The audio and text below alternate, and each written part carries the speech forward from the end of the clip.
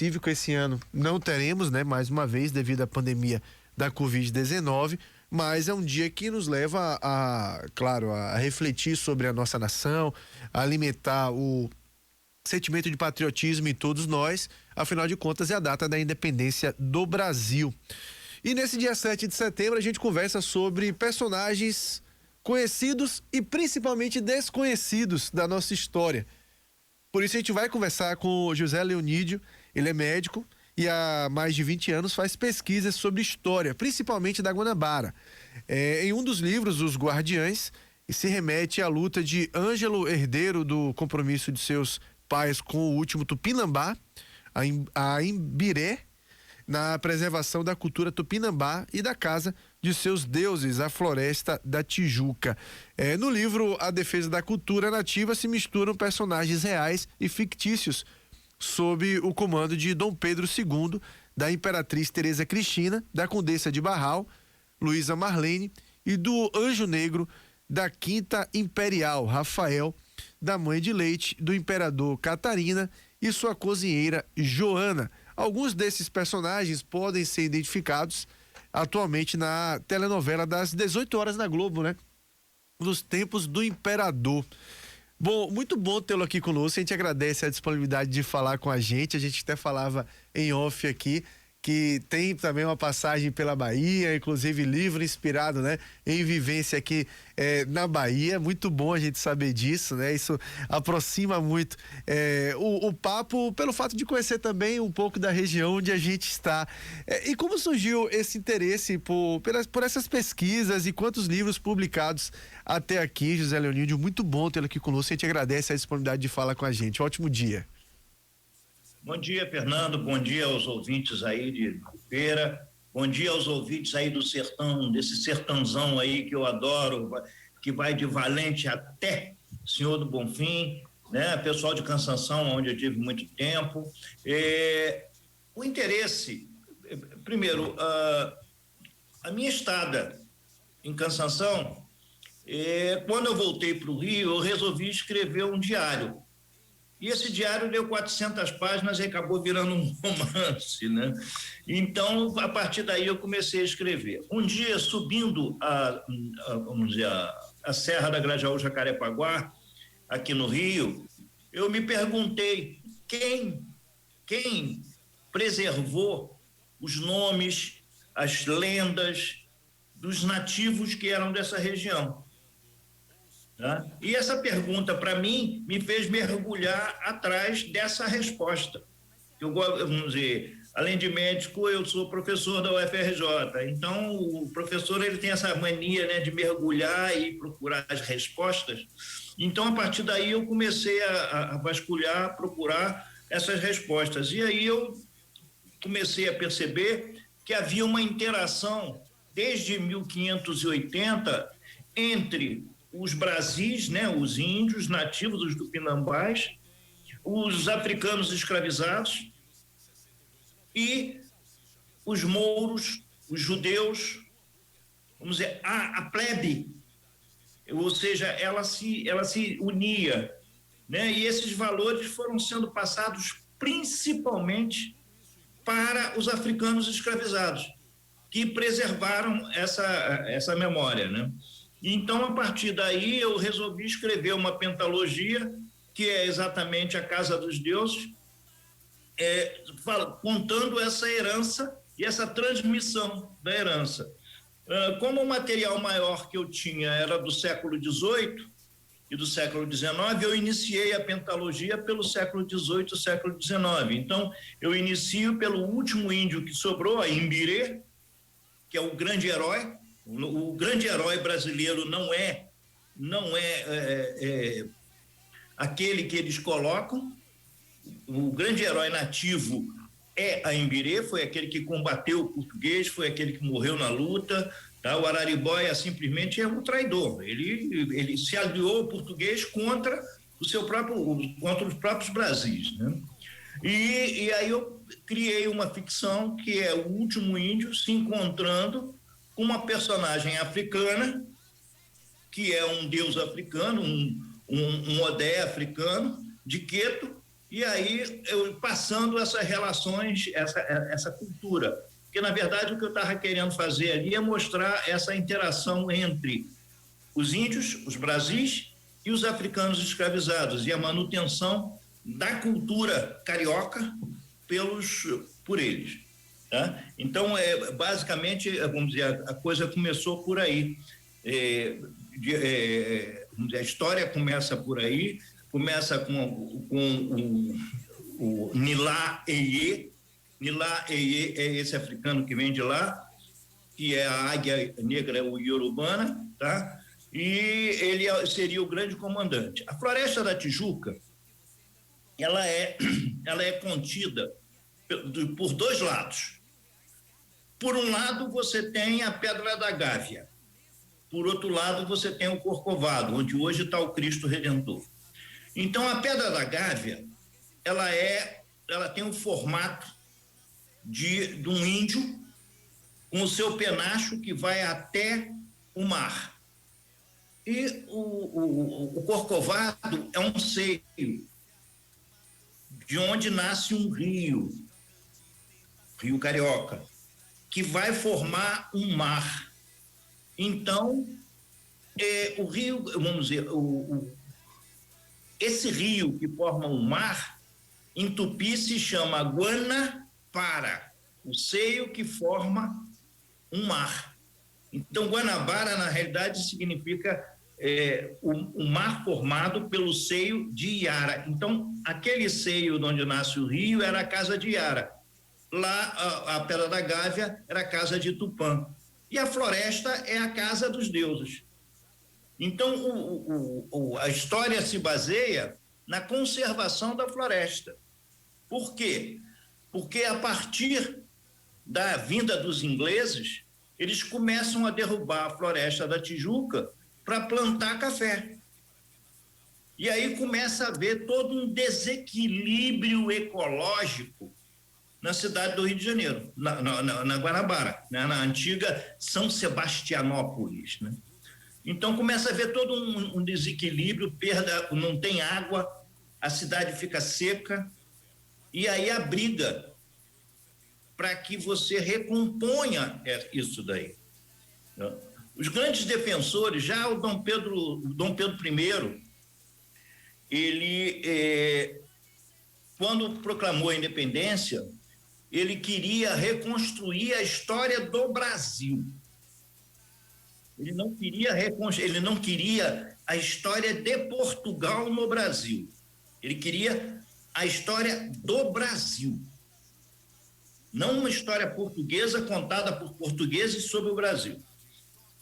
Isso daí começa a influenciar vários literatos brasileiros, e o Joaquim Manuel de Macedo, que era um estudante da Faculdade de Medicina, que hoje é o UFRJ, escreve o primeiro livro, o primeiro romance baseado nos Tupinambás, que é a Moreninha. A Moreninha vem dali. E a partir dali você tem uma série de outros autores que começam a escrever sobre a história nativa. Então você tem o Gonçalves de Magalhães, né? Minha Terra Tem Palmeira, Onde Canta o Sabiá. Você tem o Gigante de Pedra, que é um outro dele. Você tem a Confederação dos Tamoios, do Gonçalves de Magalhães. Então você tem uma série de autores que começam a contar a história do Brasil e não a história de Portugal no Brasil, correto? Então, Dom Pedro II, a formação do Dom Pedro II é uma formação eclética. Ele tem a formação do José de Bonifácio, dos outros, que era formação clássica. Mas o Dom Pedro I, quando voltou para Portugal, o Chalaça já tinha ido, que era o grande companheiro dele das brigas, né? Então, havia um negro, um africano, um descendente de africano no Rio Grande do Sul, que lutava muito. Ele conheceu esse africano. Então, ele mandou pegar ele lá para ser o companheiro dele aqui. que se chama Rafael. Rafael, quando ele vai para Portugal, ele chama o Rafael, filho dele pequenininho ainda, e diz: faça do meu filho um homem. Rafael pegou as coisas dele e passou a vida inteira do lado de Dom Pedro I. Daí o chamarem de o anjo negro da Quinta da Boa Vista, da Quinta Imperial. Ou seja, ele foi o grande companheiro de Dom Pedro II. E ninguém fala. Se você olhar para a novela, você não vai ver Rafael. Você não tem Rafael na novela. Tá? E você tem. Se você jogar, você vai ver que tem um livro chamado O Anjo Negro da Quinta, que conta toda a história de Rafael. Mas era um anjo negro, né? Catarina foi a mulher escolhida para amamentar Dom Pedro II. Selecionaram-se todas as melhores arianas de origem europeia. Nenhuma delas serviu. A única que tinha o bom leite era uma filha da mãe África que amamentou Dom Pedro II, já que a mãe dele não tinha essa condição, ela estava muito doente. E, por conseguinte, ela ganhou uma casa e Dom Pedro II passava todos os dias por lá até a sua morte para pedir a sua bênção. Ninguém fala de Catarina. Tá? Joana, a cozinheira, ela cuidava dele, ela fazia o que ele gostava e que não eram as coisas sofisticadas. De Joana hoje você só se lembra de um rio, porque a casa dela ficava na beira do rio e o rio passou a se chamar Rio Joana. Mas ninguém sabe disso. Ninguém sabe por que o nome do rio é Joana. Condessa de Barral. Essa está na novela. Você sabia que a Condessa de Barral é baiana? Sério? De Santo Amaro da Purificação? Só, rapaz. Ela é baiana, de Santo Amaro da Purificação. O pai tinha terras e o primeiro ato dela foi exatamente liberar todos os escravos. Ela alforriou todos eles. Então ela não era benquista por causa disso. Ela casou com um conde de Barral e foi viver na corte francesa. Nessa corte francesa, ela conheceu a irmã de Dom Pedro II, que a convenceu a voltar para o Brasil para ser preceptora das filhas de Dom Pedro II. Só que a Condessa de Barral era política, inteligente, bonita, e ela praticamente seduziu Dom Pedro II, né? Eles tiveram uma vida em conjunto longa. Dom Pedro II morreu em 1892, 93, e ela morreu um ano depois. Ela foi com ele para a Europa, junto. Então, a maioria das pessoas, a Bahia não sabe que a Condessa de Barral é de Santo Amaro da Purificação. Mais uma para a Bahia, meu filho. Mais uma para a Bahia, né? Chama atenção o fato de a gente ter tantos personagens, né? Você falou de tantos aí, desconhecidos da nossa história e que não aparecem como personagens secundários ou até esquecidos mesmo, sendo que tem uma importância muito grande. Olha só, a mãe de leite de Dom Pedro, que ele passava todos os dias para pegar a bênção dela, em uma história altamente desconhecida do grande público. O que é que o senhor atribui isso? O que é que o senhor atribui o fato de que esses personagens ficaram à margem da história? E que bom que a gente ainda consegue, com o trabalho de pesquisa, né, trazer isso à tona. Eu acho que, eu vou falar um termo pesado, a purificação da raça. A história é contada na ótica do dominante e não do dominado, tá certo? Então, eu conto a história da riqueza, mas não conto a história da pobreza. Por exemplo, eu vou te... Você já ouviu o termo baderna? Aquele baderneiro, né? Havia uma bailarina no Scala de Milão chamada Marietta Baderna. Marietta Baderna, o pai dela foi perseguido politicamente. Eles pediram asilo no Brasil, vieram para o Rio de Janeiro, vieram para Guanabara.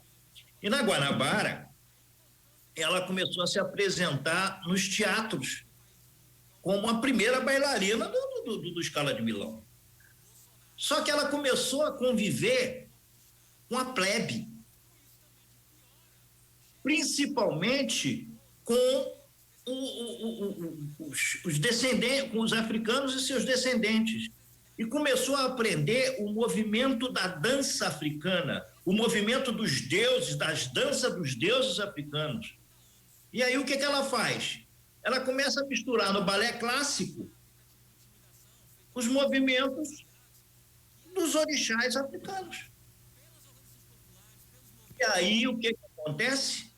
A plebe acompanha, os baderneiros a acompanham, ou seja, a plebe, daí o termo baderneiro, né? Ela era idolatrada pela plebe, mas execrada pela classe dominante, pela nobreza, pela aristocracia, tanto que a partir daí ela não mais se apresentou em teatro nenhum, ela passou a ser só professora de balé. Então, vamos dizer, quem conta a história de Marietta Baderna? Marietta Baderna passou a ser um termo chulo de baderneiro, que não tem nada com baderna, não tem nada com esse conceito de baderna atual, tem a ver, sim, com uma interação da arte, a arte africana com o balé clássico. Né? Então, vamos dizer... Fala, Fernando. Não, é muito interessante isso, como surgem alguns termos muitas vezes, né? E que eles têm uma explicação histórica e a gente não sabe, e muitas vezes dessa questão que o senhor falava, né? Enfim, essa, entre aspas, purificação da raça, essa questão o preconceito mesmo, a discriminação muito mais do que o preconceito, né? E acaba que isso vai virando uma marca na nossa história e a gente não se dá conta disso. Isso é algo realmente, claro, que a gente precisa fazer luz. Eu te dou um exemplo.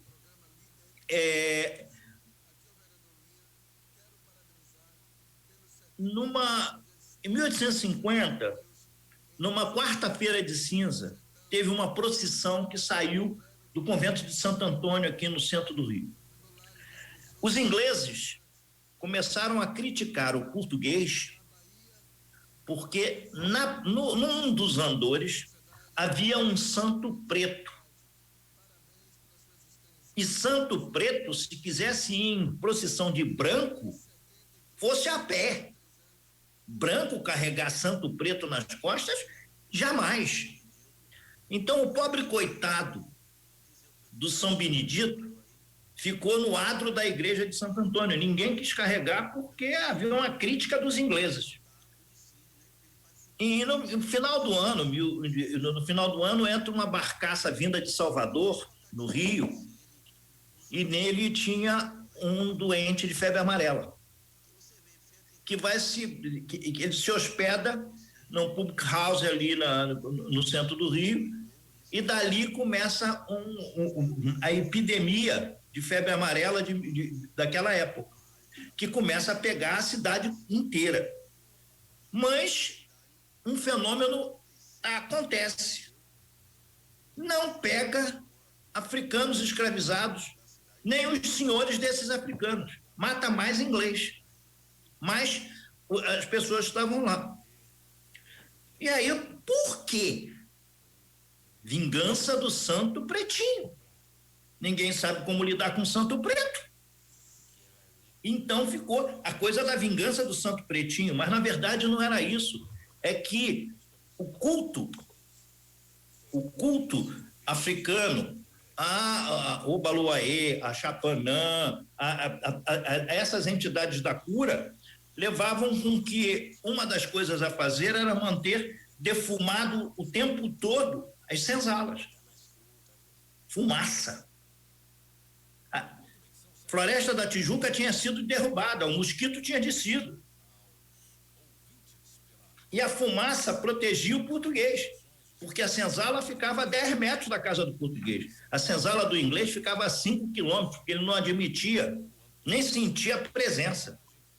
Então morreram para mais de 5 mil ingleses, mas não morreram africanos, seus descendentes, e morreram muito poucos portugueses.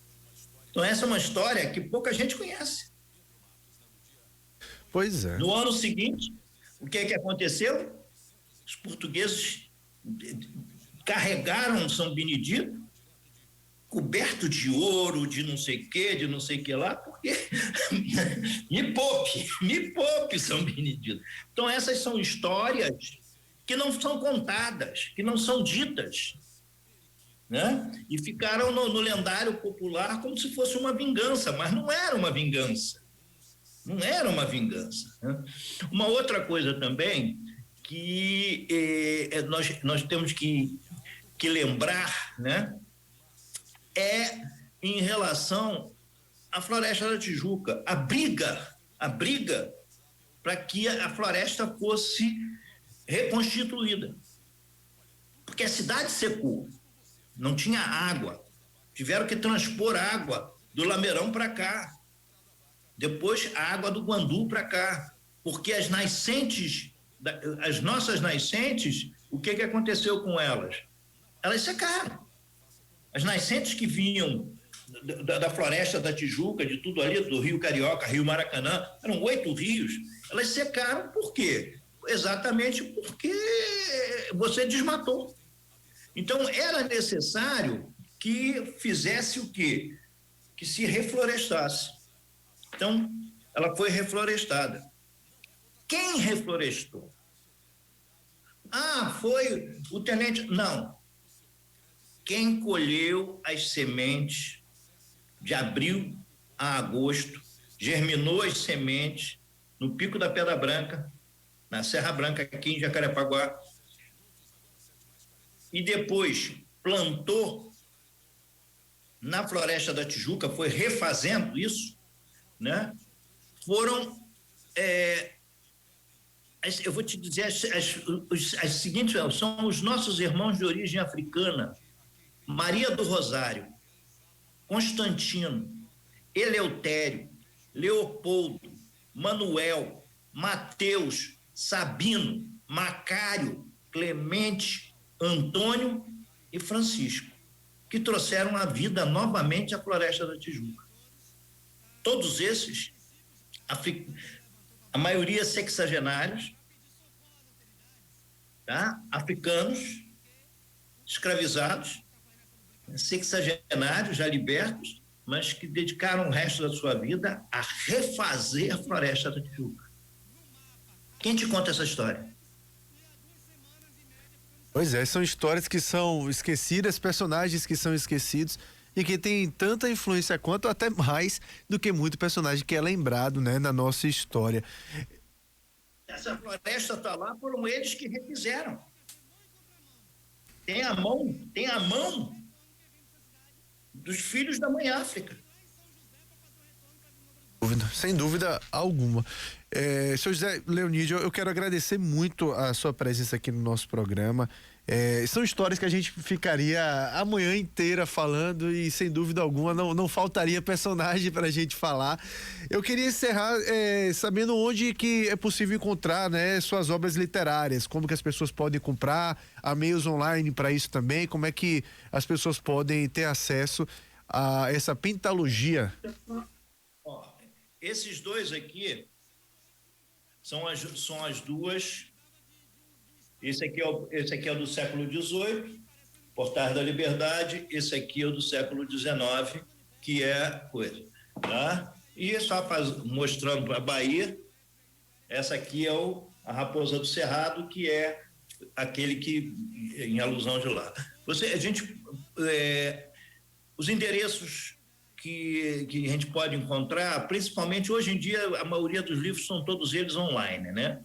Então, na loja virtual da própria editora, que é a autografia, o www.autografia.com.br.